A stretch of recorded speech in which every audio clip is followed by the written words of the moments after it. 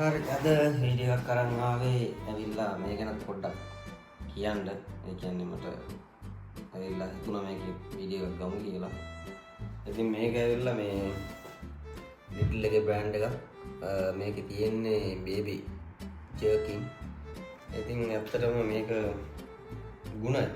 ඇත්තටම කියන මේ බත් එක ගන්න පොඩ්ඩක් ඇඹුල් ගතියට වගේ තමයි මේක හදලා තියෙන්නේ.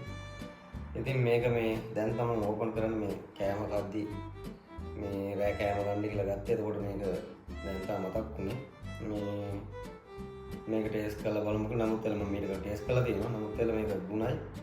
මේ ඔහොම අරපුවම මෙන්න තියෙනවා ජර්කින්.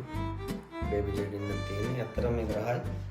මේ ඔය රටක ඉන්න කට්ටිය මේ රුමේනියාව හෝ තව වෙනත් රටවලත් ඇති මේවා ටේස්ට් කරලා බලන්න.